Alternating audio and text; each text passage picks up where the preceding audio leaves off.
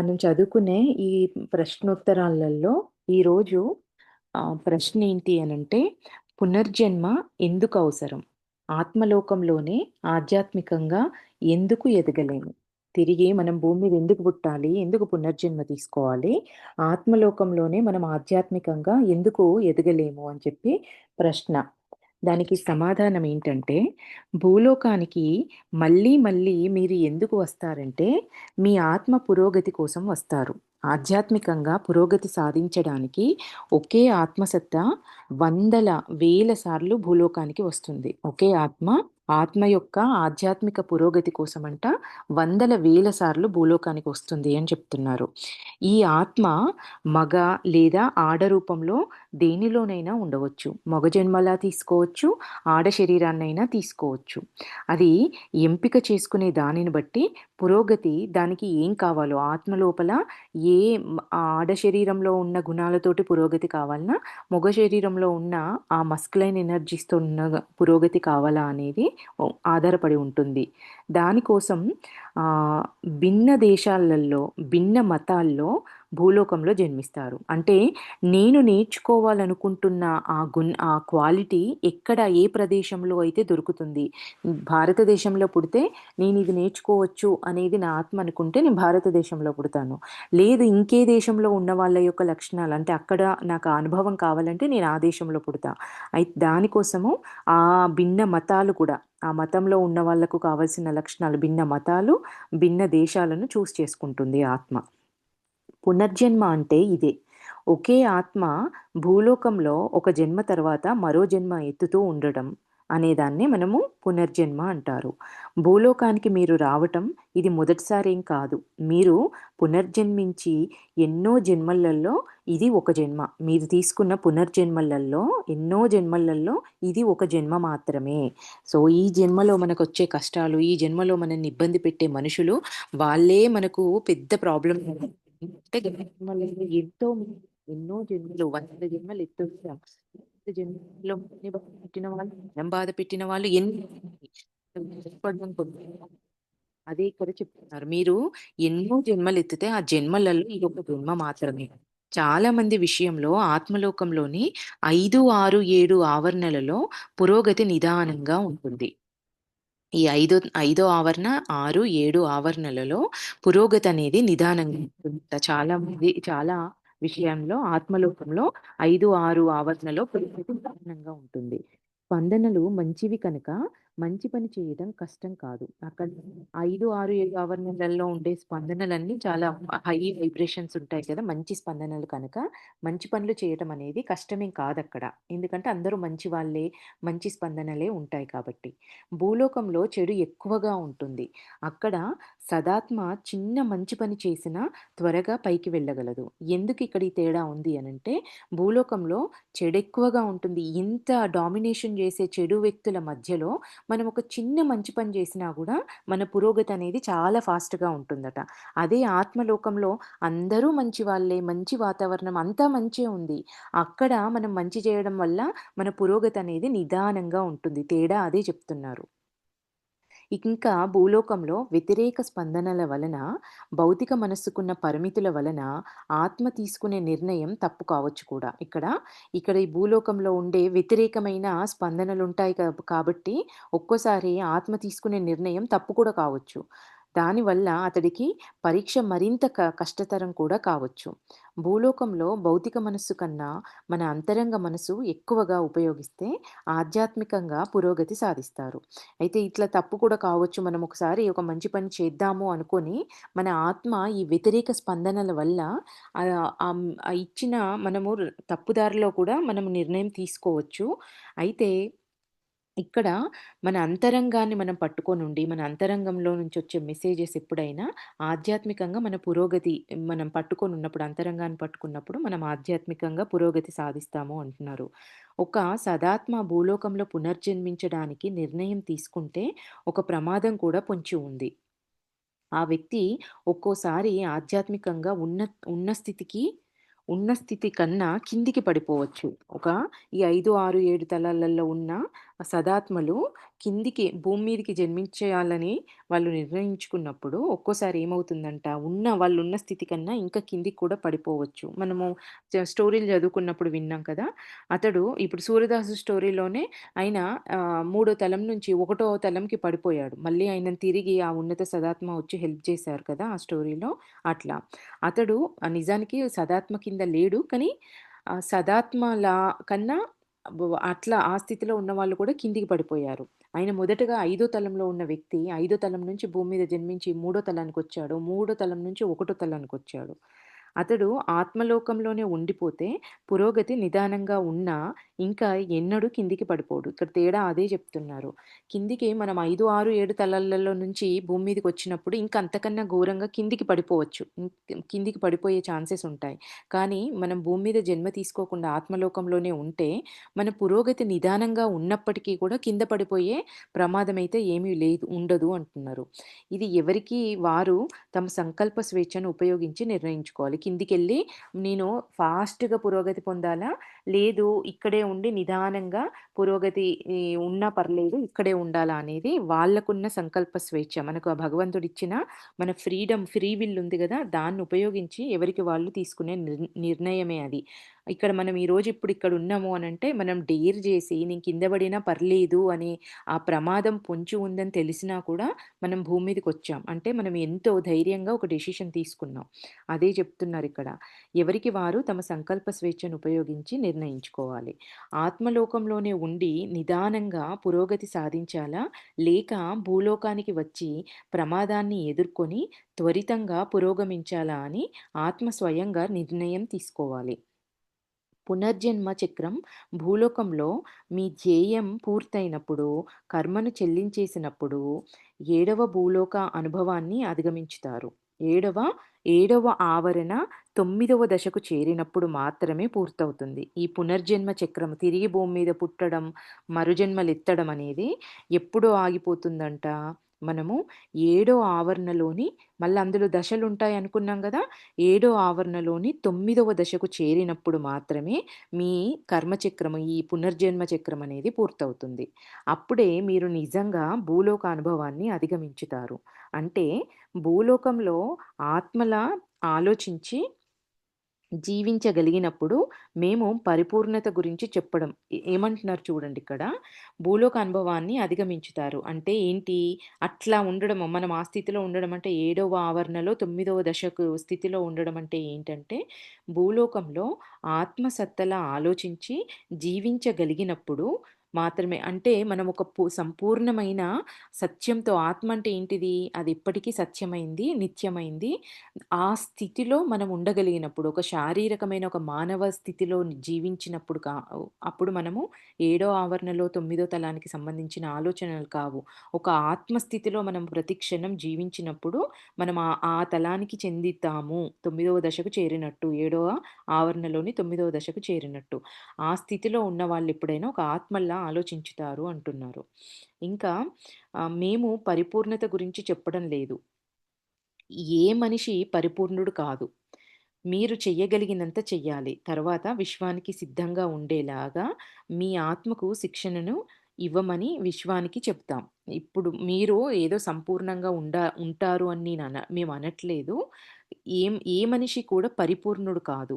మీరు చెయ్యగలిగినంత మీరు చెయ్యాలి. తర్వాత విశ్వానికి సిద్ధంగా ఉండేలాగా మీ ఆత్మకు శిక్షణనివ్వాలని చెబుతున్నాం.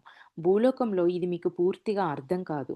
మీరు ఆత్మలోకానికి వెళ్ళినప్పుడే మీ స్థితి ఏమిటో మీకు తెలుస్తుంది. మనము ఇక్కడుండి నేను ఏ తలానికి చెందుతాను, నేను ఎన్నో ఆవరణకెళ్తాను అని మీరున్నప్పుడు, మీరు భూలోకంలో ఉన్నప్పుడు మీకు తెలీదు ఆ స్థితి. మీరు ఆత్మలోకానికి వెళ్ళినప్పుడు మీ స్థితి ఏంటి, మీరు ఏ దశకు చెందుతారనేది మీకే తెలుస్తుంది అంటున్నారు.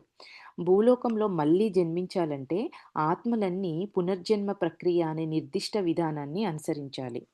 మళ్ళీ భూలోకంలో జన్మించాలంటే ఆత్మలన్నీ పునర్జన్మ ప్రక్రియ అనే నిర్దిష్ట విధానం. అంటే ముందుగానే ఈ నిర్దిష్టమైన అంటే ఏ పనైనా మనం ముందుగా ఇలా చెయ్యాలి అని చెప్పేసి ఒక ప్లాను, ఫిక్స్‌డ్ ప్రొసీజర్ ఒకటుంటుంది గదా! దాన్ని ఆ విధానాన్ని మనం అనుసరించాలంట. ఈ కొన్ని ఈ మనం జన్మించాలంటే భూమి మీద మనిషి జన్మ తీసుకోవాలంటే కొన్ని మన ప్లాన్స్ ఉండాలి. అవి 6 పాయింట్లిచ్చారు.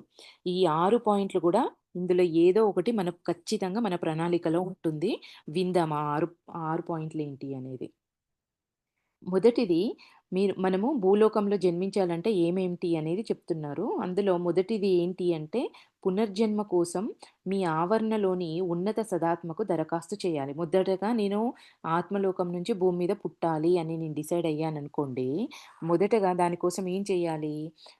పునర్జన్మ కోసం మీ ఆవరణలో మనం ఏ ఆవరణలో ఉంటామో, ఆ ఆవరణలో ఉన్న సదాత్మకు ఫస్ట్ ఒక దరఖాస్తు పెట్టుకోవాలంట. ఇక్కడ గదా మనం పెట్టుకున్నట్టు అప్లికేషన్స్.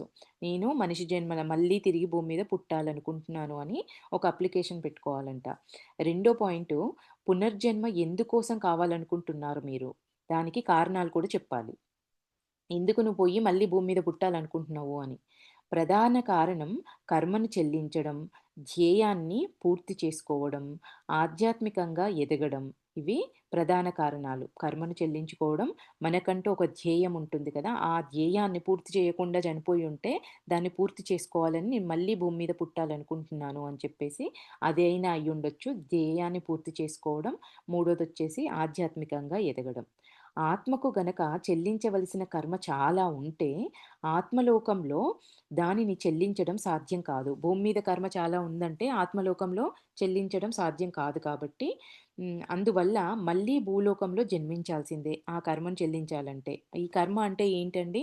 కర్మ అంటే ఇప్పుడు ఎదుటి వాళ్ళకు అది మంచిదైనా కావచ్చు, చెడుదైనా. కర్మ అంటే ప్రతిసారి ఏదో మనల్ని బాధపెట్టేదే కాదు. సత్కర్మలు ఉంటాయి, దుష్కర్మలు ఉంటాయి. ఇప్పుడు దాన ధర్మాలు చేసి పుణ్యాన్ని సంపాదించినప్పుడు పుణ్యఫలాన్ని అనుభవించడానికైనా భూమి మీదకి రావాలి. అదే ఎవరినైనా బాధపెట్టి, హింసించి, కష్టాలు పెట్టినప్పుడు ఆ చెడు కర్మనైనా అనుభవించడానికైనా రావాలి భూమి మీదకి. అందుకే కర్మ అనంగానే రెండిటిని తీసుకోవాలి మనమెప్పుడు. కొన్నిసార్లు చెల్లించవలసిన కర్మ అంతగా లేకపోయినా కూడా భూలోకంలోని ఆత్మీయులు ఎవరైనా తప్పుదారిలో వెళ్తుంటే ఆత్మ మళ్ళీ జన్మించి వారికి సాయం చేయాలనుకుంటుంది. ఇక్కడ ఏమేం చెప్తున్నారు? ఎందుకోసం అంటే పునర్జన్మ ఇన్ మనము కారణాలు ఏం చెప్తున్నారు? ప్రధాన కారణం కర్మ చెల్లించడము. రెండోది మన ధ్యేయం మిగిలిపోయిన ధ్యేయాన్ని పూర్తి చేసుకోవడము. ఇంకా ఇదన్నీ రెండో పాయింట్‌లోనే చెప్తున్నారండి. మిగిలిపోయిన మన ధ్యేయాన్ని అసంపూర్ణంగా ఉన్న ధ్యేయాన్ని పూర్తి చేసుకోవడము, ఆధ్యాత్మికంగా ఎదగడము, ఇంకా కర్మ ఏదైనా మిగిలి ఉంటే దాన్ని మనము ఆత్మలోకంలో చెల్లించలేము కాబట్టి, ఆ కర్మను చెల్లించుకోవడము. హ్మ్. ఇంకా భూలోకంలో దీనికోసం ఖచ్చితంగా కర్మను చెల్లించాలంటే పుట్టాల్సిందే అంటున్నారు. కొన్నిసార్లు చెల్లించవలసిన కర్మ లేకపోయినప్పటికీ కూడా, మన ఆత్మీయులు ఆ భూలోకంలో తప్పుడు దారిలో వెళ్తున్నారు మనము చూసినప్పుడు వాళ్ళని గైడ్ చేయడం కోసము, వాళ్ళ కోసం కూడా మనము వాళ్ళకి సాయం చేయడానికి జన్మ తీసుకుంటాము అని చెప్తున్నారు. ఇంకా మూడో పాయింటు మీరొక తల్లిని ఎంపిక చేసుకోవాలి. ఏం చేయాలి? ఇప్పుడు స్టెప్స్ చెప్తున్నారు గదా! ఫస్ట్ అప్లికేషన్ పెట్టాలి. అప్లికేషన్‌లో రీజన్‌లు జెప్పాలి. ఈ రీజన్ తోటి నేను భూమి మీదకెళ్తాను అని. ఈ రీజన్‌లుంటాయి. ఇంకా మూడోది మనము తర్వాత ఒక తల్లిని ఎంపిక చేసుకోవాలి. భూమి మీదకి రావాలంటే శరీరంతో. ఆధ్యాత్మికంగా మంచి స్థాయిలో లేని ఆత్మ లేక ఆధ్యాత్మికంగా ఉన్నత స్థాయిలో ఉన్న తల్లిని ఎంపిక చేసుకొని ఆత్మను మెరుగుపరుచుకోవాలని భావించవచ్చు. 'సూర్యదాస్' స్టోరీనే మళ్ళీ. అక్కడ కూడా అంతే కదా! వాళ్ళు మంచి తల్లి కానీ, చెడు తల్లి కానీ. సో, ఈ తల్లిని ఎంపిక చేసుకునేటప్పుడు ఆధ్యాత్మికంగా మంచి స్థాయిలో లేని ఆత్మ అయినా అయ్యుండొచ్చు. ఆధ్యాత్మికంగా ఉన్నత స్థాయిలో ఉన్న తల్లిని అయినా మనం ఎంపిక చేసుకుంటాం. మన మన మన యొక్క కారణాలను బట్టి, అక్కడ సిట్యుయేషన్‌ని బట్టి మనం చేసుకుంటాం. ఎంపిక చేసుకొని ఆత్మను మెరుగుపరుచుకోవాలని భావించవచ్చు. కొన్నిసార్లు ఒక సదాత్మ వ్యతిరేక తల్లిని ఎంపిక చేసుకొని ఆమెను మెరుగుపరచాలని భావించవచ్చు. కొన్నిసార్లు సేమ్ మళ్ళీ 'సూరదాస్‌లో' ఆమె 'సూరదాస్' స్టోరీలో చెడు తల్లిని ఎంపిక చేసుకుంటాడు కదా! ఆమె మంత్రగత్తె అయ్యుండి అక్రమ సంతానంగా సూర్యదాస్ ఆమెకు జన్మిస్తాడు. తర్వాత ఆమె చిన్నప్పుడే అబ్బాయికి అన్ని బూతులు నేర్పిచ్చేసి, దొంగతనాలు ఎట్లా చేయాలి అని చెప్పేసి కంప్లీట్‌గా తప్పుడు దారిలోకెళ్ళిపోతాడు. ఆ ఉన్నత సదాత్మ వల్ల ఆయన హెల్ప్ వల్ల మళ్ళీ తిరిగి ఆమె తల్లిని ఉన్నత మార్గంలోకి ఇద్దరు సన్మార్గంలోకొచ్చేస్తారు. సేమ్ అట్లనే కొన్నిసార్లు ఒక సదాత్మ అయ్యుండి కూడా ఆ చెడు తల్లి, వ్యతిరేక తల్లిని ఎంపిక చేసుకొని ఆయన మంచి మార్గంలో నడవాలి. ఆ చెడు తల్లి కూడా మంచి మార్గంలోకి నడిచేలాగా హెల్ప్ చేయడానికి కూడా అనుకుంటారు. చేసుకుంటారు అట్లాంటి లైఫ్‌ని అంటున్నారు. కొన్నిసార్లు ఇంకా ఈ రకం ఈ ఆత్మ కర్మను చెల్లించవచ్చు. ఏమంటున్నారిక్కడ? కొన్నిసార్లు ఒక సదాత్మ వ్యతిరేక తల్లిని ఎంపిక చేసుకొని ఆమెను మెరుగుపరచాలని భావించవచ్చు. ఈ రకంగా ఆ ఆత్మ కర్మను చెల్లించవచ్చు. అది కూడా ఎందుకు జేస్తున్నాము అంటే, అక్కడ గూడా కర్ముంది మళ్ళీ. కర్ముంది కాబట్టే అట్లాంటి వాతావరణాన్ని మనం చేసుకుంటాం. పరీక్షలు ఎదుర్కొని శిక్షణ పొందవచ్చు. చాలా కేసుల్లో ఆత్మ ఆధ్యాత్మికంగా కిందికి పోతుంది. కనుక ఇది చాలా ప్రమాదకరం. మా ఇట్లాంటి చెడు తల్లి పుట్టిన పరిస్థితులు చెడుగా ఉన్నప్పుడు, ఆ చెడు వాతావరణం నుంచి మంచిగా మారడం అనేది చాలా కష్టమైన విషయము. చాలా కేసుల్లో ఆత్మ చెడు వాతావరణంలో పుట్టినప్పుడు చాలా వాళ్ళ ఆధ్యాత్మికంగా కిందికి పడిపోతుంది కనుక, ఇది చాలా ప్రమాదమైన డెసిషన్ తీసుకోవడములో చాలా ప్రమాదమైందని చెప్తున్నారు. కొన్నిసార్లు ఏం చేస్తదంట ఇంకా తండ్రికి సన్నిహితంగా ఉండాలని కూడా ఆత్మ తల్లిని ఎంపిక చేసుకుంటుందంట. ఈ తల్లి దగ్గర పుడితే పలానా ఆ తండ్రి దగ్గర నేను క్లోజ్‌గా ఉండొచ్చని చెప్పి కూడా కొన్నిసార్లు అట్లా ఎంపిక చేసుకుంటుందట. తండ్రి కోసం తల్లిని ఎంపిక చేసుకుంటుంది. అంటే ఆత్మ నిజానికి తండ్రిని ఎంపిక చేసుకుంటుందని అర్థం. తండ్రిని ఎంపిక చేసుకుంటుంది. ఉద్దేశ్యం వచ్చేసి ఆ తండ్రితో దగ్గరగుండాలని. కా దానికి తల్లిని చేసుకుంటుంది. ఇట్లా అంటే చెడు తల్లిని ఎంచుకోవచ్చు, మంచి తల్లిని ఎంచుకోవచ్చు. ఇంకా ఈ చెడు తల్లిని మంచిగా మార్చొచ్చు. కొన్నిసార్లు తండ్రికి దగ్గరగా ఉండడానికి కూడా అట్లా ఆ తల్లిని చేసుకోవచ్చు. ఇన్ని రీజన్‌లు. మూడో స్టెప్ వచ్చేసి తల్లి ఎంపిక. ఇంకా నాలుగోదొచ్చేసి మీకు ఎటువంటి శిక్షణ అంటే మీకు ఎటువంటి శిక్షణ, పరీక్షలు కావాలో మీరు చెప్పాలి కూడా. నేనక్కడికెళ్ళి నేనిది నేర్చుకోవాలనుకుంటున్నాను. నాకు ప్రేమ గుణం కావాలి. నేను నాకు వినయం కావాలి. నేను ఈ గుణాన్ని నేర్చుకోవాలి అని చెప్పేసి కూడా మనము వాళ్ళకి చెప్పాలంట. నేను భూమి మీదకెళ్ళి ఇది నేర్చుకోవాలనుకుంటున్నాను. ఈ దీని గురించి ట్రైనింగ్ తీసుకోవాలనుకుంటున్నాను. ఇట్లాంటి పరీక్షలు నేను ఎదుర్కోవాలనుకుంటున్నానని వాళ్ళకి చెప్పాలట. దీనికి ఎగ్జాంపుల్‌గా ఏం చెప్తున్నారు? ఉదాహరణకు మీ ధ్యేయానికి అవసరమైన అనుకూల లక్షణాలున్న వారిని, అనుభవాలను మీరు ఎంపిక చేసుకుంటే భూలోకానికి మీరు వెళ్ళిన పనికి నిజంగా సరిపోతుంది. అంటే ఏం చెప్తున్నారు చూడండిక్కడ. అహాన్ని పరీక్షించుకోవాలని మనం అనుకోని భూమి మీదకొచ్చామనుకోండి. ఇప్పుడు నా లోపల అహం అనే గుణం విపరీతంగా ఉంది అనుకుందాము. అహం అంటే ఏంటండి? నేనే కరెక్టు. నేనుండడం వల్లనే ఈ పని జరిగింది. నేనే లేకపోతే ఈ పనే జరగదు. నేను కాబట్టి ఈ పనిని ఇంత చేశాను. ఇవన్నీ అహం యొక్క లక్షణాలు. నేనే గ్రేటు. నేనే గొప్ప. నేనే కరెక్టు. నేనేది చేస్తే అది రైటు. ఈ గుణాలన్నీ నేను ఇవన్నీ అహం యొక్క లక్షణాలు.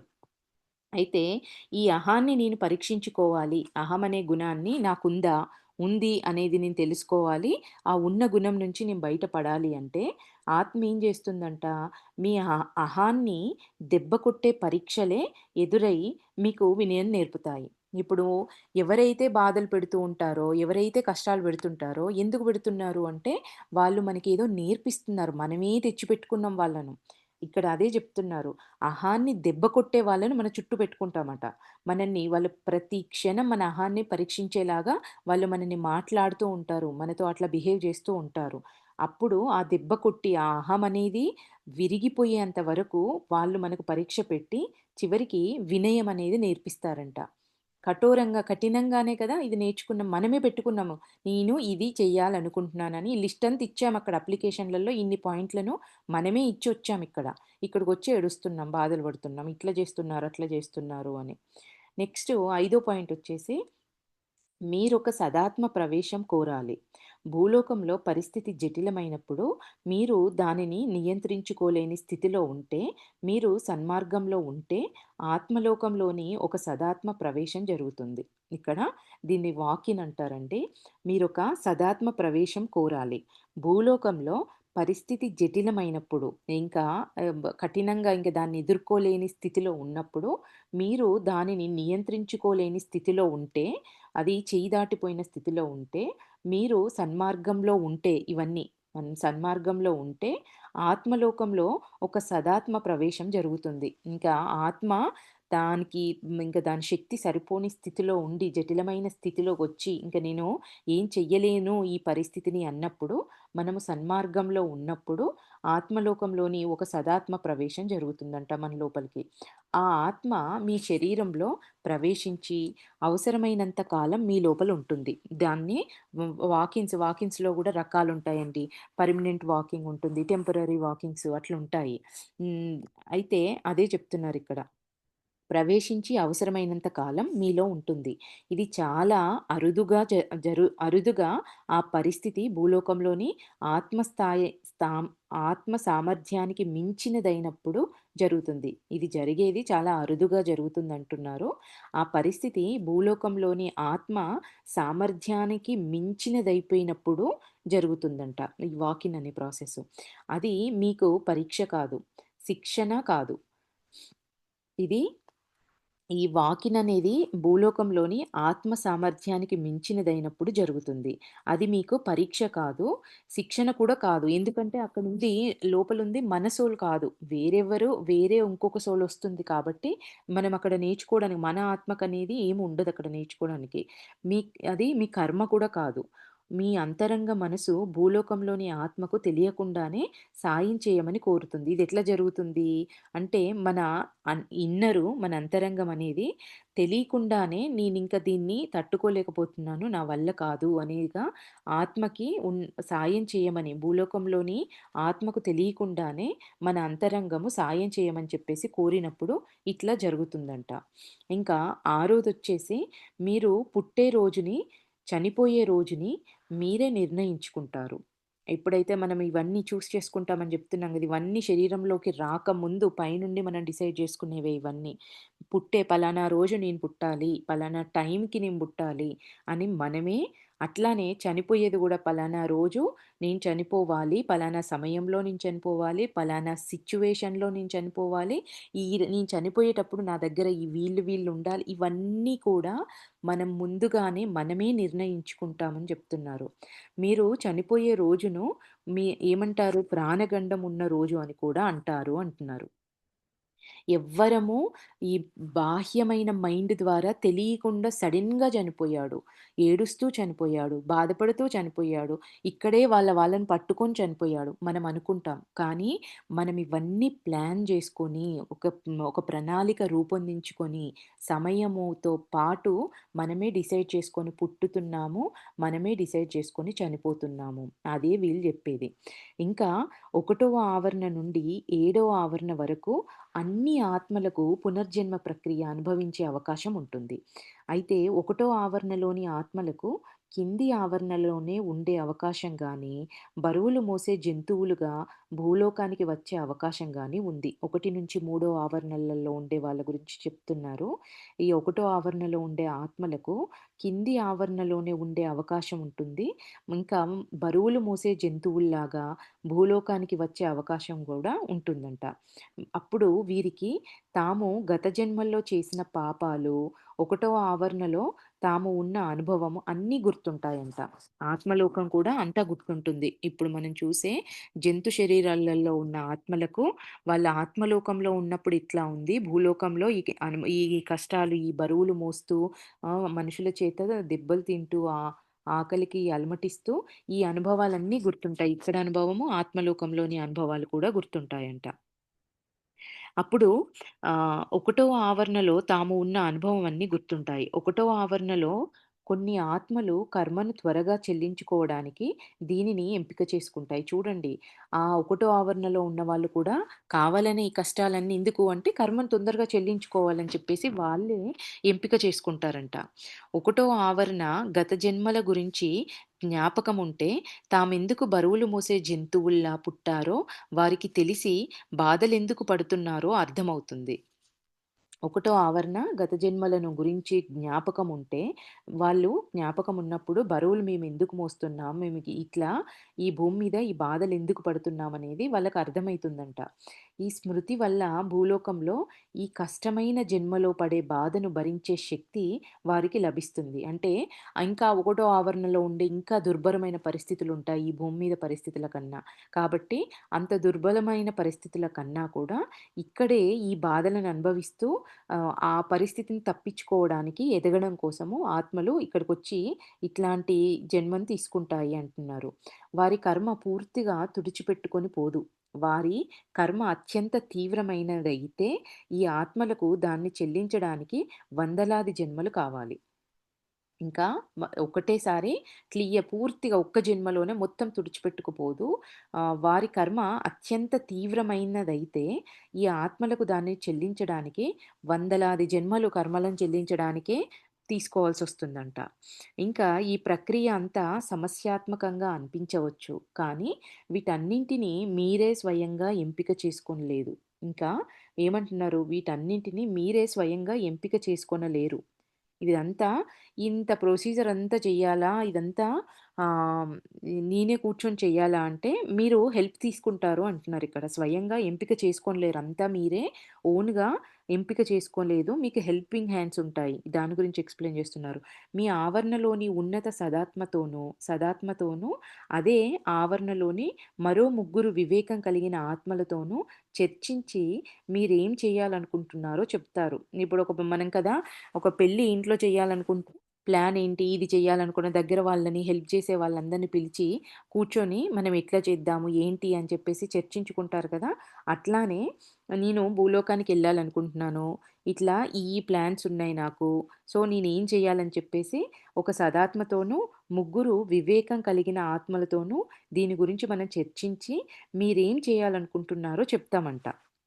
దీనికి ఉదాహరణగా ఏం జెప్తున్నారు మీరు? ఆధ్యాత్మికంగా త్వరితంగా ఎదగాలని తీవ్రంగా కోరుకుంటే, ఒకవేళ జన్మ ఎందుకు ఆధ్యాత్మికంగా ఎదగాలని తీవ్రంగా కోరుకొని మనం జన్మ తీసుకోవాలనుకుంటే, మీకు చాలా కష్టమైన మార్గాన్ని మీరు ఎంపిక చేసుకోవచ్చు. కానీ, ఆ మార్గం మీ శక్తికి మించినదై ఉండొచ్చు. ఒక్కోసారి నేను ఆధ్యాత్మికంగా ఎదగాలి అనుకున్నప్పుడు చాలా కష్టమైన మార్గాన్ని ఎంపిక చేసుకుంటామట. ఒక్కోసారి ఏమవుతుంది ఆ మార్గము మన శక్తికి మించిందయి కూడా ఉండే ఛాన్సెస్ ఉంటాయి అంటున్నారు. అప్పుడు ఉన్నత సదాత్మ మిగిలిన 3 ఆత్మలు ఇట్లా చెయ్యవద్దు అని చెప్పి మీకు ప్రత్యామ్నాయం సూచించవచ్చు. నేను ఎక్కువ బరువును మోస్తా, నేనెళ్లి తొందరగా కర్మలు చెల్లించుకుంటా అని చెప్పేసి అక్కడున్నప్పుడు మనం డెసిషన్స్ తీసుకుంటే వీళ్ళు ఏం చెప్తారంట, లేదు లేదు అది నీ శక్తికి మించిందై ఉంటుంది. కాబట్టి వద్దు అని చెప్పేసి వీళ్ళు మనకు సలహా ఇస్తారంట. మీకు ప్రత్యామ్నాయం కూడా మనకింక అట్లా కాదు, నువ్వు ఇట్లా కూడా చెయ్యొచ్చు అని జెప్పి కూడా సూచించవచ్చు. అయితే అయినా గాని మీరు పునర్జన్మ కావాలనుకుని పట్టుబడితే మీ సంకల్ప స్వేచ్ఛతో మీరు నిర్ణయించుకున్నారు గనక మిమ్మల్ని ఆపరు. లేదు నాయనా నువ్వంత బరువు మొయ్యలేవు, వద్దు దానికి బదులు నువ్వు ఇది చెయ్యి, తక్కువ తీసుకో అని వాళ్ళు చెప్పినా మనం వినకుండా లేదు లేదు ఎక్కువ కావాలి, నా కర్మ నేను చెల్లించుకోవాలి అని చెప్పి మనం బాగా పట్టుబడితే, నీ ఇష్టం మేము చెప్పాము, ఇది కష్టమే అని నువ్వు మోస్తా అంటున్నావు. ఇది నీ స్వేచ్ఛ, సంకల్ప స్వేచ్ఛ ఉంది కదా! మన డెసిషన్స్ తీసుకోవచ్చు గదా! అప్పుడు వదిలేస్తారంట. ప్రోద్బలం బలవంత పెట్టడం అనేవి ఏమీ ఉండవు కాబట్టి. ఒకవేళ పునర్జన్మకు రిజిస్టర్ చేసుకున్న భూలోకంలో జన్మించకూడదనే నిర్ణయం తీసుకోవచ్చు కూడా. ఇంత ఇంత ప్రొసీజర్‌లన్నీ చేసి, పర్మిషన్‌లు తీసుకొని, ప్లాన్ అంతా గీసుకొని, ఎవ్రీథింగ్ అయిన తర్వాత కూడా ఇంత ప్లాన్ చేసుకున్న తర్వాత ఒకవేళ ఎందుకులే వెళ్ళడము అనిపించినప్పుడు, అప్పుడు మీరు భూలోకంలో జన్మించకూడదనే నిర్ణయం కూడా మీరు తీసుకోవచ్చు. అది మీ ఇష్టం. ఒకవేళ పునర్జన్మకు రిజిస్టర్ చేసుకున్నా కూడా భూలోకంలో జన్మించకూడదనే నిర్ణయం తీసుకోవచ్చు. ఉదాహరణకు ఒక తల్లిని ఎంపిక చేసుకున్నారు. ఆమె ఆధ్యాత్మికంగా తప్పుదారిలో ఉంది. మనం ఫస్టు రిజిస్టర్ చేసుకున్నప్పుడు ఫార్మ్ ఫిల్ చేసి ఇవన్నీ పెట్టినప్పుడు ఏమైతది? తల్లి ఏమో ఎట్లాంటి తల్లి? తల్లిని ఎంపిక చేసుకున్నాము. ఆమె ఆధ్యాత్మికంగా తప్పుదారిలో ఉంది. మీకు ఆమె దగ్గరకు వెళ్ళాలనిపించలేదు. అప్పుడు మీ రిజిస్ట్రేషన్‌ను రద్దు చేసుకోవచ్చు. ఇప్పుడు తల్లి తప్పుదారిలో ఉంది కాబట్టి తిరిగి అక్కడ జన్మించడం వల్ల నేను కింద పడిపోయే ఛాన్సెస్ ఉంటాయి కావచ్చు అని అనిపిచ్చింది కాబట్టి నువ్వు నువ్వు ఫిల్ చేసిన ఫాము ఇదంతా ఈ రిజిస్టర్ అన్నీ నువ్వు క్యాన్సెల్ చేసుకొని అక్కడే ఉండొచ్చు. బహుశా ఆమె ఆధ్యాత్మికంగా ఉన్నత స్థితిలో ఉందని అనుకొని మీరు ఎంపిక చేసుకొని ఉండవచ్చు. ఇట్లాంటివి గూడా జరుగుతాయి. ఆమె ఉన్నత స్థితిలో ఉంటే నేను ఎదుగుతాను అని చెప్పేసి మీరు మొదటగా అనుకోని డెసిషన్ తీసుకొని ఉండొచ్చు. కానీ ఈ గ్యాప్‌లోనే ఆమె ఆధ్యాత్మికంగా సరైన దారిలో లేదనుకోండి, మీరు మీ మీ రిజిస్ట్రేషన్‌ని రద్దు చేసుకునే అవకాశం కూడా ఉంటుంది అంటున్నారు. మీకు జ్ఞానాన్ని ప్రసాదించేవారు మీకు కావాలి. మీకు సన్మార్గాన్ని చూపాలి అనుకున్నారు. కానీ ఒకవేళ ఆమె చెడు మార్గంలో తప్పులు చేస్తుంటే మీరు ఆమెకు జన్మించడంలో అర్థం లేదు. అంటే మనము ఇదంతా ఈ ప్రణాళికలు గీసుకున్నప్పుడు పరిస్థితులు భూలోకంలో ఉన్నప్పుడు మారిపోతా ఉంటాయి కదా! మనం కష్టమొచ్చినప్పుడు కొన్నిసార్లు చెడు మార్గంలోకెళ్ళే ఛాన్సెస్ ఉంటాయి. కొన్నిసార్లు కష్టమొచ్చినప్పుడే మనం మంచి మార్గంలోకి వెళ్ళే ఛాన్సెస్ ఉంటాయి. సోల్ ఫస్ట్ డిజైన్ చేసుకుంది ఒకటి. అప్పుడు తల్లి ఒకలాగుంది. తర్వాత ఈయన ప్లాన్ అంతా గీసుకొని ప్రణాళికను తీసుకొని ఫార్మ్ ఫిల్ చేసుకొని వెయిటింగ్‌లో ఉన్నప్పటికల్లా తల్లి మారిపోయింది. కాబట్టి లేదు లేదు నేను ఇట్లుంటే కష్టము. నా నా ప్లాన్స్ చేంజ్ అయిపోతాయి. నేను కింద పడిపోయే ఛాన్సెస్ ఉంటాయి కాబట్టి లేదు అని చెప్పేసి మనం డ్రాప్ అయిపోవచ్చు అంట. అయితే ఎప్పుడైనా మనం భూమి మీదకి వచ్చేప్పుడు ఏమేం కోరుకుంటాము? సన్మార్గంలోకి ఉండాలని, మీకు ఆ తల్లి ద్వారా జ్ఞానం ప్రసాదించేవారు మన చుట్టూ ఉండాలని, సన్మార్గాన్ని చూపించేవాళ్ళు మన చుట్టూ ఉండాలని, ఒకవేళ ఇట్లాంటి సిట్యుయేషన్‌లో మనం తప్పుడు దారిలో ఉన్నా కూడా మనల్ని గైడ్ చేసేవాళ్ళు మనకుండాలని చెప్పేసి మనం కోరుకుంటామంట. ఇట్లా చెడు మార్గంలో ఉండే తల్లికి గాని, అట్లాంటి వాతావరణంలో గాని జన్మించడం అనేది అర్థం లేకుండా అయిపోతుంది అంటున్నారు. అట్లాంటి సిట్యుయేషన్‌లో నేను ఆల్రెడీ అంతా రిజిస్టర్ చేసుకొని ప్లాన్ గీసుకున్నా గదా! ఎళ్ళిపోతా అని చెప్పి వచ్చినప్పుడు అది అర్థం లేని జన్మలాగా అయిపోతుంది అంటున్నారు. నెక్స్ట్ ప్రశ్న అండి. ఇదంతా ఇప్పటిదాకా నేను చెప్పిందంతా ఒకటో ప్రశ్నలో ఆన్సర్ మొత్తము. ఏంటి ఆ ప్రశ్న అంటే, మనం భూమి మీద అసలు పునర్జన్మ ఎందుకు తీసుకుంటాము? ఆత్మలోకంలోనే ఆధ్యాత్మికంగా ఎందుకు ఎదగలేము? ఈ భూమి మీదకొచ్చి ఈ బాధలన్నీ ఎందుకు? అసలు ఎందుకెళ్ళాలి? అనేది అడిగిన దానికి ఆ ప్రశ్నకి ఇదంతా సమాధానమండి. నెక్స్ట్ ప్రశ్న, భూలోకంలోని పిల్లలు ఆత్మలోకంతో ఎలా మాట్లాడతారు? భూలోకంలోని పిల్లలు ఆత్మలోకంతో ఎలా మాట్లాడతారు అనేది ప్రశ్న. సమాధానం, తల్లి గర్భంలో ఉన్న బిడ్డ ఆత్మలోకంతో మాట్లాడగలడు. ఆ సమయంలో పరిస్థితి తన ఆధ్యాత్మిక ఎదుగుదలకు అవరోధంగా కనిపిస్తే బిడ్డ ఆత్మలోకానికి తిరిగి వచ్చేయొచ్చు. అంటే కడుపులోనే పిండం పోయింది లేదా అబార్షన్ అయింది, చనిపోయింది, పుట్టిన వెంబటే చనిపోయింది. ఇవన్నీ ఏంటి అనంటే తల్లి గర్భంలో ఉన్నప్పుడు బిడ్డ ఆత్మలోకంతో మాట్లాడుతూనే ఉంటుందంట. ఆ సమయంలో పరిస్థితి తన ఆధ్యాత్మిక ఎదుగుదలకు అవరోధంగా కనిపిస్తే సేమ్ మళ్ళీ ఇట్లనే ఆ పరిస్థితులలోనే ఈ 9 నెలల క్రమంలోనే పరిస్థితులు మారిపోయాయి అనుకోండి. అప్పుడు, అప్పుడు కూడా బిడ్డ లేదు లేదు తిరిగి బ్యాకెళ్ళిపోయే ఛాన్సెస్ ఉంటాయి. ఆత్మలోకంలోకి ఎళ్ళిపోవచ్చంట. ఆ బిడ్డ శరీరంలోకి మరో ఆత్మ ప్రవేశించవచ్చు కూడా. ఒక్కోసారి ఏమవుతుంది ఆత్మ మారిపోవచ్చు. ఆత్మ ఇట్లాంటి చెడు తల్లికి కానీ, లేదా ఆ ఇంటి పరిస్థితులు మారిపోయిన డబ్బున్న వాళ్ళు డబ్బు లేని వాళ్ళుగా మారొచ్చు. డబ్బు లేని వాళ్ళు డబ్బున్న వాళ్ళలాగా మారొచ్చు. అట్లాంటి స్థితిలో వేరే వాళ్ళు వేసుకున్న ప్లాన్‌కి ఇది మ్యాచ్ అయితుందనుకోండి, ఆత్మలు చేంజ్ అవ్వచ్చు. ఆ బిడ్డ రూపంలో ఉన్న ఆత్మ ఎళ్ళిపోయి వేరే ఆత్మ కూడా ఆ బేబీ శరీరంలోకి రావచ్చంట కడుపులో ఉన్నప్పుడే. బిడ్డకు తల్లి అవసరం లేదు గనక, ఆమెకు చనిపోయిన బిడ్డ పుట్టాలని లేదు. బిడ్డకి తల్లి అవసరమనేది లేదు కనుక, ఆమెకు చనిపోయిన బిడ్డ పుట్టాలని లేదు. ఒకవేళ అది ఆమె కర్మ కాకపోతే మరో ఆత్మ ఆ బిడ్డ శరీరంలోకి ప్రవేశిస్తుంది. అంటే చనిపోయిన బిడ్డ పుట్టే కర్మ తల్లికి లేదనుకోండి. ఆమె మంచి సత్కర్మనే ఉంది. పండంటి బిడ్డ అంతా ఆరోగ్యంగా ఉన్న బిడ్డ పుట్టాలి అనేది ఆ తల్లి యొక్క ఒక సత్కర్మ అయ్యి ఉండుంటే అప్పుడు వేరే ఆత్మ వచ్చి ఆ బేబీ లోపలికి వచ్చేస్తుందంట. లేదు, చనిపోయిన బిడ్డ పుట్టాలి అనే అట్లాంటి కర్మ అనుభవించాలి తల్లి అంటే బిడ్డ పిండం పోవడమో, ఆ చనిపోయిన బిడ్డ పుట్టడమో ఇట్లా జరుగుతుందంట. గర్భంలోనికి బిడ్డకు మన అంతరంగ మనసు గర్భంలో ఉన్న బిడ్డకు తన అంతరంగం అనేది బాగా తెరుచుకొని ఉంటుంది. కనుక చాలా రిసెప్టివ్‌గా ఉంటాడు. చాలా రిసెప్టివ్‌గా ఉంటాడు. ఆ బిడ్డ ఇంకా ఆత్మలోకంతో సంభాషిస్తూ తల్లిదండ్రుల చర్యలను గమనిస్తూ ఉంటాడు. ఆయన తన అంతరంగం అనేది చక్కగా ఓపెన్ అయి ఉంటుంది కాబట్టి ప్రతి దాన్ని గమనిస్తూ ఉంటాడంట. తల్లి ఏం మాట్లాడుతుంది, తండ్రితో ఎట్లా ఉంటుంది, తండ్రి ఎట్లా బిహేవ్ చేస్తున్నాడు, ప్రతి క్షణం అన్నీ గమనిస్తూ ఉంటుందంట పుట్టలో ఉండే. ఇంకా అంత రిసెప్టివ్‌గా ఉంటాడు. ఆ బిడ్డ ఇంకా ఆత్మలోకంతో సంభాషిస్తూ, వీళ్ళు చక్కగా మా ఇంట్లో వీళ్ళు ఇది చేస్తున్నారు అని ఇవన్నీ గమనిస్తూ, తన ఆత్మలోకంలో ఉన్న వాళ్ళతోటి మాట్లాడుతూ ఉంటాడంట.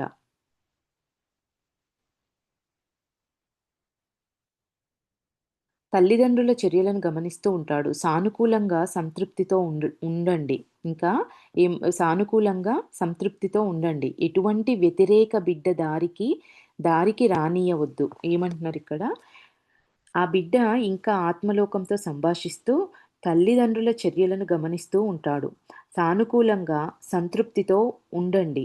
ఎటువంటి వ్యతిరేక బిడ్డ దరికి రానీయవద్దు అనుకుంటా. ఎటువంటి వ్యతిరేకమున్న బిడ్డను దరికి రానీయవద్దు అంటున్నట్టున్నారు. నెక్స్ట్ కంటిన్యూయేషన్‌లో తెలుస్తుంది ఆగండి.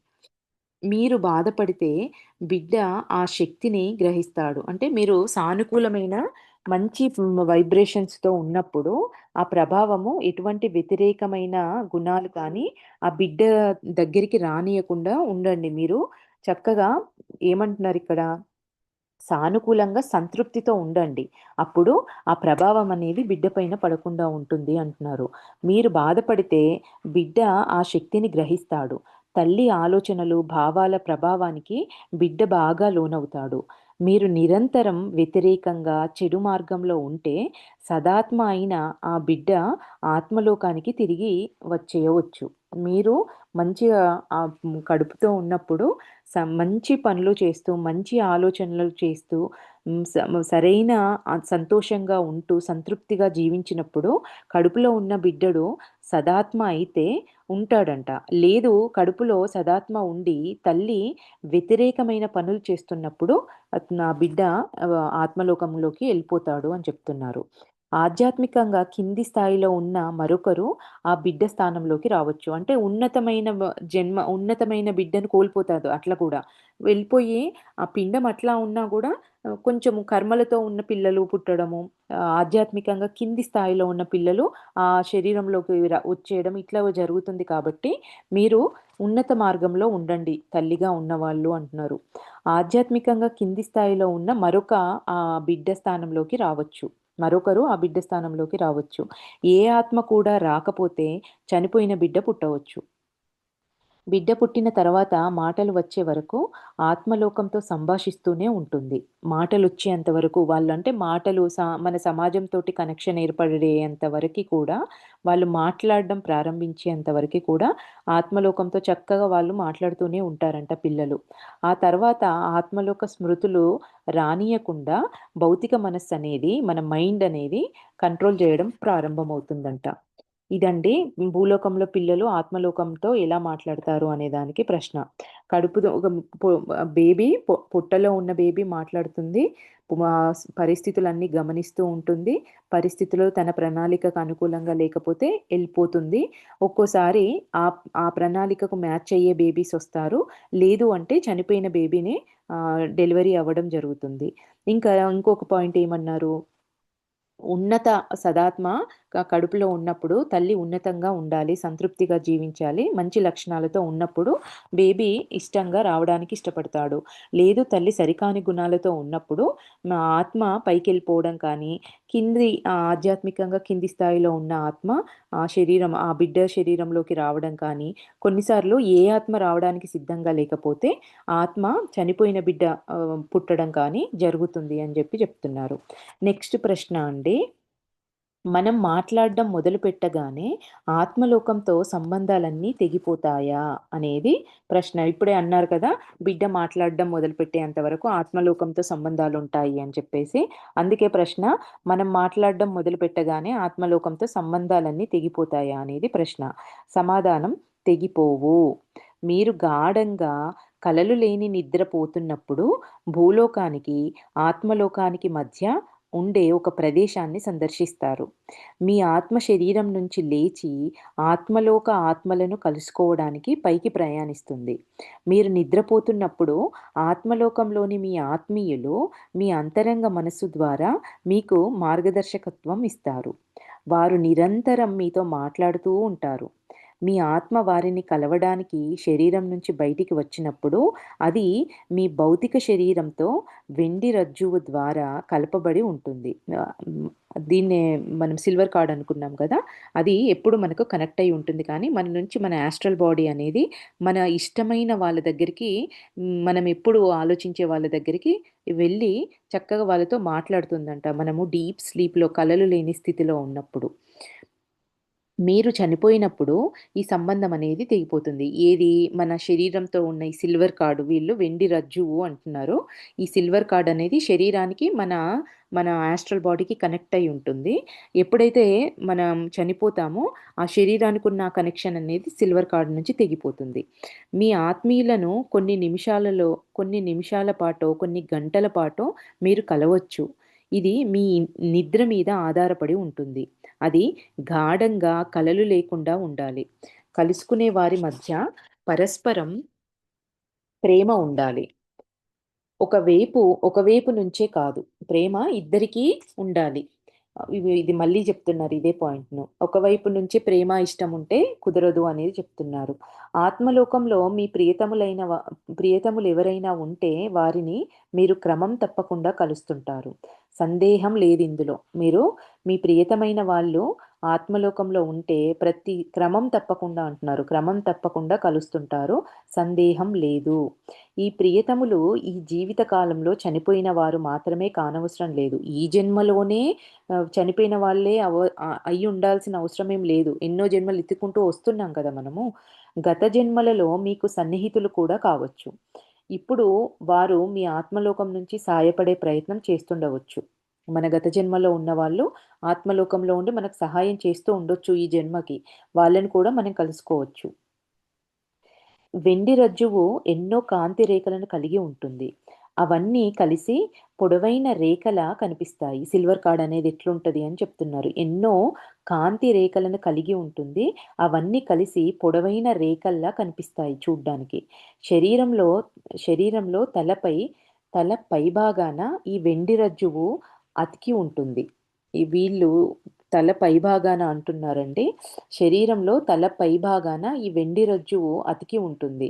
తలలోని ఈ మృదువైన భాగం గుండా తలలోని మృదువైన భాగం గుండా ఆత్మ బయటికి లోపలికి తిరుగుతూ ఉంటుంది. అంటే ఈ చక్రం, సహస్రార చక్రం ఉండే భాగం మృదువైన భాగం అంటున్నారు. తలలోని మృదువైన భాగం గుండా ఆత్మ బయటికి లోపలికి తిరుగుతూ ఉంటుంది. ఇంకా ఏమంటున్నారంటే, పిల్లల్లో తలపై మాడు మృదువుగా ఉంటుంది. అక్కడే ఈ వెండి రజ్జువ ఉంటుంది అని చెప్తున్నారు. నిద్రలో చాలాసార్లు ఒక్క ఉదుటున లేచి కూర్చుంటారు. గుండె దడదడ కొట్టుకుంటుంది. మీరెక్కడి నుంచో పడిపోతున్నట్టుగా భావిస్తారు. అప్పుడే దిగినట్టు అనిపిస్తుంది. ఆత్మ తన భౌతిక శరీరంలోకి చేరుతున్నప్పుడు సహజంగా ప్రయాణించి తన ప్రియతములను కలిసి వచ్చినప్పుడు ఇలా జరుగుతుంది. నిద్రలో ఇవి ఒక్కసారిగా ఉదుటున లేచి కూర్చోవడము, గుండె దడదడ కొట్టుకోవడము, మీరెక్కడి నుంచో పడిపోతున్నట్టుగా భావించడము, ఎక్కడి నుంచో అప్పుడే దిగుతున్నట్టుగా అనిపించడము, ఇవన్నీ మనము ఆహ్, మ ఆత్మ తన భౌతిక శరీరంలోకి చేరుతున్నప్పుడు కలిగే అనుభవాలు అని చెప్తున్నారు. సహజంగా ప్రయాణించి తన ప్రియతములను కలిసి వచ్చినప్పుడు ఇలా జరుగుతుందంట. వెండి రజ్జువు తెగిపోతే మీరు చనిపోతారు. ఆత్మలోకంలోని మీ దేవదూతలు ఎంతో మెరిసే తెల్లని కాంతితో వెండి రజ్జువును కాపాడుతూ ఉంటారు. మళ్ళీ దీన్ని కాపాడడానికి కూడా కొంతమంది దేవదూతలు, ఆత్మలోకంలో ఉన్న దేవదూతలు వాళ్ళు ఎంతో ఈ మెరిసే తెల్లని కాంతితో కాంతితో ఉన్న ఈ వెండి రజ్జువును కాపాడుతూ ఉంటారంట. ఇది రక్షక తేజోవలయాన్ని సృష్టించి వ్యతిరేకత దరిచేరకుండా చూస్తుంది. ఇదనేది ఈ వెండి రజ్జు అనేది ఇది రక్షక తేజో వలయాన్ని మన చుట్టూ మ ఆరాని తేజో వలయాన్ని సృష్టించి వ్యతిరేకత దరిచేరకుండా ఏ నెగెటివ్ సోల్స్ నుంచి మనకి ఎట్లాంటి అటాక్స్ జరగకుండా ఇవి చూస్తుందంట. అసాధారణ పద్ధతుల్లో ధ్యానం చేసినప్పుడు ఇక్కడ ప్రేత అంటే యాస్ట్రల్ అని ఇచ్చారండి. మనం ప్రేత అంటే మనం యాస్ట్రల్ బాడీనే అనుకోవచ్చు. ఆహ్, ఏమంటున్నారు అసాధారణ పద్ధతుల్లో ధ్యానం చేస్తున్నప్పుడు, యాస్ట్రల్ ప్రయాణం చేస్తున్నప్పుడు, మీ అంతట మీరే శరీరాన్ని వదిలినప్పుడు, మీ ప్రాణాన్ని ప్రమాదంలోకి నెడుతున్నారు. అసాధారణ పద్ధతిలో ధ్యానం అంటున్నారు. సాధారణంగా చేసే ధ్యానం కాకుండా అసాధారణ పద్ధతుల్లో మనల్ని మనం పుష్ చేసుకుంటూ చేసే ధ్యాన పద్ధతిలో అంటే ఆహ్, బాగా గాఢమైన స్థితిలో ధ్యానం చేయడం అనుకుంటున్నా నేను. చూద్దాము.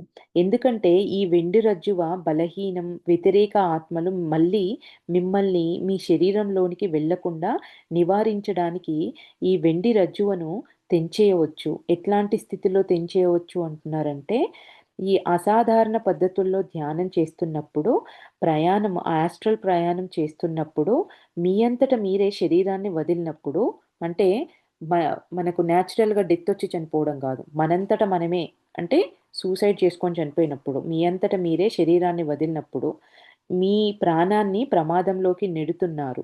ఎందుకంటే, ఈ వెండి రజ్జువ బలహీనం. వ్యతిరేక ఆత్మలు మళ్ళీ మిమ్మల్ని మీ శరీరంలోనికి వెళ్ళకుండా నివారించడానికి ఈ వెండి రజ్జువను తెంచేయవచ్చు. ఆ నెగెటివ్ ఇది ఉన్నంత వరకు మనకు ఒక పాజిటివ్ వైబ్రేషన్‌లో ఉంటాము. మనకొక రక్షణ వలయం అనేది ఉంటుంది. ఈ ఇది రక్షణ వలయం పోవాలి అనంటే ఈ ఈ వ్యతిరేకమైన ఆత్మలు కొన్నిసార్లు తెంచేసే ఛాన్సెస్ కూడా ఉంటాయంట. మనం బలవంతంగా ఏ పనులు చనిపోయేలాంటి పనులు గానీ, బలవంతపు సరికాని అసాధారణ పద్ధతుల్లో ధ్యానాలు చేసినప్పుడు కానీ, ఇలా జరిగే ఛాన్సెస్ ఉంటాయి అంటున్నారు. వ్యక్తి అసహజంగా కావాలని శరీరాన్ని వీడితే దాన్ని ప్రేత ప్రయాణం అంటారు. ఇక్కడ చూడండి వ్యక్తి అసహజంగా కావాలని శరీరాన్ని వీడితే దాన్ని ప్రేత ప్రయాణం అంటారు. వెండి రజ్జువను తెంచేస్తే భూలోకంలో మీ ధ్యేయం పూర్తి కాకుండానే ముందుగానే మీరు చనిపోయే ప్రమాదం ఉంది. బలవంతంగా మనం చేసినప్పుడు భూలోకంలో మీ ధ్యేయం పూర్తి కాకుండానే, మనమొచ్చిన పని కాకుండానే ముందుగానే మీరు చనిపోయే ప్రమాదం అనేది ఉంటుంది. ఈ సిల్వర్ కార్డ్ అనేది కట్ చేసినప్పుడు. ఇది నెక్స్ట్ ప్రశ్న అండి. ప్రతి వ్యక్తికి భూలోకంలో నిర్ధారిత సమయం అనేది ఉంటుందా? అనేది ప్రశ్న. మీరే మీరే మీరే మీరే రోజున పుట్టాలని ఎలా నిర్ణయించుకుంటారో, అలాగే చనిపోయే రోజును కూడా నిర్ణయించుకుంటారు. దీనినే ప్రాణగండం అని కూడా అంటారు. అయితే ప్రతి మనిషికి 3 ప్రాణగండాలుంటాయి. ఇవే బయటికి వెళ్ళే సమయాలు ఇవే బయటికి వెళ్ళే సమయాలు. మొదటి 2 గండాల్లో ఏదైనా అనారోగ్యమో, ప్రమాదమో జరిగి మీరు బయటపడతారు. అయితే మీ అంతరంగ మనసు గనక మీరు తప్పు మార్గంలో వెళ్తున్నారని ఇవన్నీ ఎందుకు పెట్టుకుంటామండి? 3 ప్రాణగండాలు మనమే పెట్టుకొనొస్తాము. మనం ఒకవేళ మనం అనుకున్న ప్లాన్ ప్రకారం ఎళ్ళకపోతే, మనం సరైకాని దారులలో నడుస్తున్నప్పుడు, మనం ఇంకా కర్మను పోగు చేసుకొని కింది తలాలలోకి వెళ్ళే ఛాన్సెస్ ఉంటాయి కాబట్టి, మొదటి ప్రాణగండం వచ్చినప్పుడే ఎళ్ళిపోవచ్చు. అట్లా మనమే కొన్ని ఎగ్జిట్ డోర్స్ లాగా మనం ఈ ప్రాణగండాలను పెట్టుకొనొస్తామన్నట్టు. మనం ఎప్పుడైతే మన ప్రణాళికకు అనుగుణంగా మనం జీవిస్తూ ఉంటామో, చక్కగా మూడో చివరి వరకు మన ఎంత సమయం అయితే పెట్టుకొని వచ్చామో అప్పటి వరకు ఉంటాము. దాన్ని వీళ్ళు ఏమంటున్నారు ఇక్కడ అంటే, మీరు సన్మార్గంలోకి వచ్చే అవకాశం తక్కువని భావిస్తే మీరు మొదటి 2 ప్రాణగండాలలో ఒకదానిలో చనిపోవాలని, భూలోకం విడిచిపెట్టాలని అనుకుంటారు. మూడో ప్రాణగండం నిశ్చయమైంది. అయితే చివరి ప్రాణగండం మూడోదనేది ఇంక మన పని పూర్తి చేసుకొనెళ్ళేది మూడో ప్రాణగండం అంట. అయితే చివరి ప్రాణగండం కంటే ముందు మనిషి మరో మనిషి నుంచి సమయాన్ని ఆదానం చేసుకోవచ్చు. ఇక్కడేమంటున్నారు? మూడో ప్రాణగండం నిశ్చయమైంది. అయితే చివరి ప్రాణగండం కంటే ముందు మనిషి మరో మనిషి నుంచి సమయాన్ని ఆదానం చేసుకోవచ్చు. ఇది ఆ మనిషికి తెలియకుండా జరుగుతుంది. మీ అంతరంగ మనసు ఒక స్నేహితుడితోనో, బంధువుతోనో, నూతన వ్యక్తితోనో మాట్లాడి భూలోకంలో వారికి మిగిలి ఉన్న సమయాన్ని తీసుకుంటుంది. చూడండి ఇక్కడేమంటున్నారు? మనము వేరే వాళ్ళ సమయాన్ని గూడా మనం వాడుకోవచ్చంట. ఏ స్థితిలో మనము ఒక్కోసారి చివరి ప్రాణగండం కంటే ముందు మనిషి మరో మనిషి నుంచి సమయాన్ని తీసుకోవచ్చు. ఆదానం చేసుకోవచ్చు. ఇది ఆ మనిషికి ఆ మనిషికి తెలియకుండా జరుగుతుంది. దేని ద్వారా మన భౌతికంగా మనకు తెలీదు.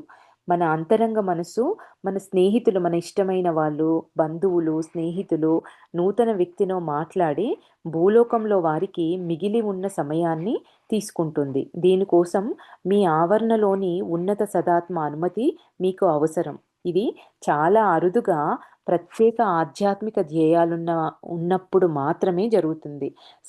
నాకు సమయం అయిపోయినా కూడా నా టైంని నేను ఎక్స్టెండ్ చేసుకున్నాను అనే మాటను మనం వింటూ ఉంటాం కదా!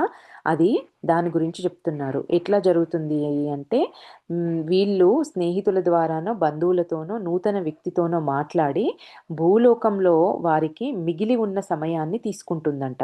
దీనికోసము ఉన్నత సదాత్మ మనం ఏ ఆవరణ నుంచి వచ్చామో ఆ ఆవరణలో ఉన్న ఉన్నత సదాత్మ పర్మిషన్ కూడా అవసరమంట. ఇది చాలా రేర్‌గా జరుగుతుంది అంటున్నారు. ఇది చాలా అరుదుగా జరుగుతుంది.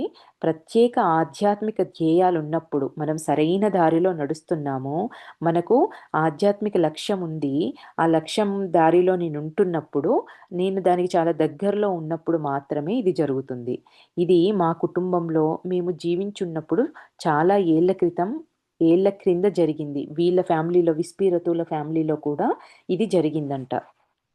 ఇట్లాంటి సిట్యుయేషన్ టైంను వాళ్ళకున్న సమయాన్ని వాళ్ళు ఎక్స్టెండ్ చేసుకోవడం అనేది చాలా ఏళ్ల క్రితం మా ఫ్యామిలీలో ఇది జరిగింది అంటున్నారు. ఒకానొక సమయంలో మా నాన్నగారికి శస్త్రచికిత్స దాని గురించి ఎక్స్‌ప్లెయిన్ చేస్తున్నారు. ఎట్లా ఎక్స్టెండ్ చేసుకున్నారు అనే దాని స్టోరీ చెప్తున్నారు. ఒకానొక సమయంలో మా నాన్నగారికి శస్త్రచికిత్స చేయించుకోవాల్సిన అవసరం ఏర్పడింది. ఆయన అందరితో తనకు సమయం దగ్గర పడిందని చెబుతుండేవారు. చివరిసారి మీ అందరిని కలుస్తున్నాను అని అనేవారు వాళ్ళతో. అది ఆయన మూడో ప్రాణగండం. శస్త్రచికిత్సకు ఒక రోజు ముందుగా ఆస్పత్రిలో చేరారు. సాయంత్రం అమ్మ, కజిన్స్, గోల, మణి ఆయనను చూడ్డానికి వచ్చారు. వాళ్ళ అమ్మ కజిన్స్, వాళ్ళ పేరు గోల, మణి అంట. వీళ్ళ విస్పీరతు వాళ్ళ నాన్నని చూడ్డానికి వచ్చారంట. వాళ్ళు నవ్వుతూ కబుర్లు చెప్పి ఇంటికి వెళ్ళిపోయారు. ఆ మర్నాడు నాన్నగారికి శస్త్రచికిత్స జరుగుతున్నప్పుడు గోల హఠాత్తుగా చనిపోయిందని ఫోన్ వచ్చింది. అప్పుడు దాని గురించి అంతగా ఆలోచించలేదు. ఇప్పుడు ఆత్మలోకంలో ఉన్నాం కనుక మాకు ఈ విషయం గురించి తెలిసింది. గోల జీవించి చేసేది ఏమీ లేదు. మా నాన్నకు మా కుటుంబం ఉంది. ఆయన ఆధ్యాత్మిక ధ్యేయం సాధించడానికి కూడా జీవించాలి. గోలకు కూడా ఆధ్యాత్మిక ధ్యేయం ఉంది. అన్ని ఆత్మలకు ఉంటుంది. కానీ తన ఆత్మకు భూలోకంలో ధ్యేయాన్ని పూర్తి చేయగలిగేంత శిక్షణను ఆమె ఇవ్వలేదు. వచ్చిన పని ఏంటి? ఆధ్యాత్మికంగా శిక్షణ పొందడం. కానీ ఆమె ఆ వైపు ప్రయాణం చేయలేదు. కానీ వీళ్ళ నాన్న మాత్రము ఆయనకొక కుటుంబం ఉంది. ఆయన ఆధ్యాత్మికంగా ప్రయాణం చేసే రోజులు ముందున ఉన్నాయి కాబట్టి ఆమె సమయాన్ని మిగిలిపోయిన సమయాన్ని వాళ్ళ నాన్నకిచ్చేసిందంట. అందువల్ల ఆమె ఉపచేతనాత్మక మనస్సుకు ఆమె ఆత్మలోకానికి వెళ్ళడం మంచిదని అనిపించింది. అక్కడ ఆమె ఆత్మకు మరింత శిక్షణనిచ్చి మళ్ళీ భూలోకంలో జన్మించవచ్చుననుకొని ఆమె అనుకుంది. వాళ్ళిద్దరి అంతరంగం మాట్లాడుకున్నాయి. వాళ్ళ తండ్రిది అక్కడ ఫిజికల్‌గా ఆమొచ్చింది. చూస్తే ఏం కనిపిస్తాయి మాటలతోటి ఏదో చక్కగా కాసేపు మాట్లాడుకున్నారు, నవ్వుకున్నారు, ఎళ్ళిపోయారు అనేది మనకు గనిపిస్తుంది. కానీ మన అంతరంగాలలో జరిగేది మాత్రము మామూలుగా బయటికి మాత్రం కనిపిచ్చదు. ఇక్కడ వాళ్ళు చెప్పేదదే.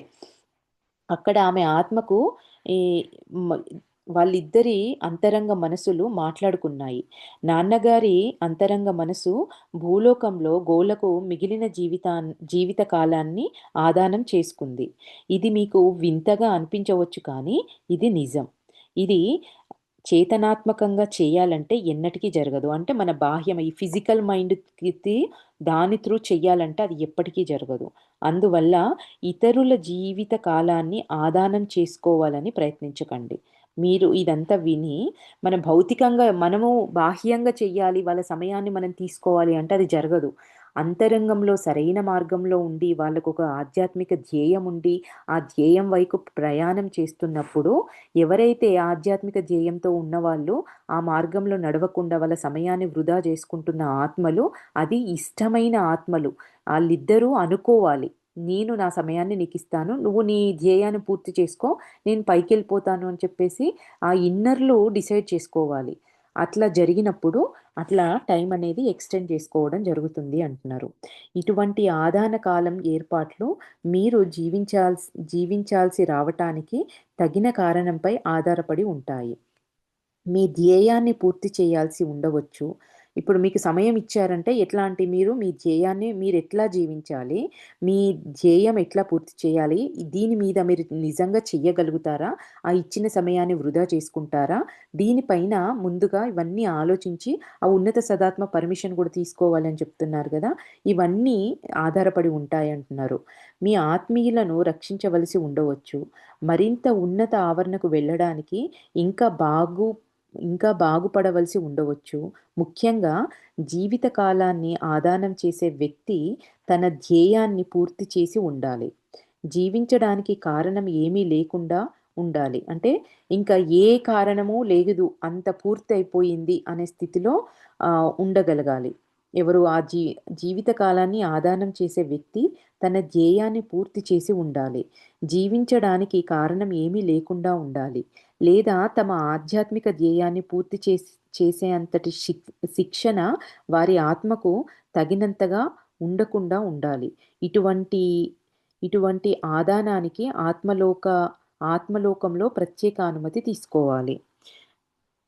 ఇక్కడ తమ ఆధ్యాత్మిక ధ్యేయాన్ని పూర్తి చేసే అంతటి శిక్షణ వారి ఆత్మకు తగినంతగా ఉండకుండా ఉండాలి. అంటే ఇచ్చేవాళ్ళు ఇంకా ఏ రకమైన ఛాన్సెస్ లేవు. వాళ్ళు ఎదిగేలాగా పరిస్థితులు ఏ రకంగా ఉండని స్థితిలో ఉండాలి. అట్లాంటప్పుడు వాళ్ళకింక సమయం ఉండాలి. వాళ్ళింకా ఆ మార్గంలో నడవడానికి వాళ్ళకు అసలు దానికి దగ్గరలో కూడా ఉండకుండా ఉండాలి. ఇంకా ఆత్మలోకంలో ఉన్న ఉన్నత సదాత్మ యొక్క పర్మిషన్ తీసుకొనుండాలి. వాళ్ళ సమయాన్ని ఇచ్చేవాళ్ళు. ఇవి 3 ఉన్నప్పుడు అది జరుగుతుంది అంటున్నారు. థాంక్ యూ అండి. ఈరోజు దీన్ని ఇక్కడికి ఆపుదాము.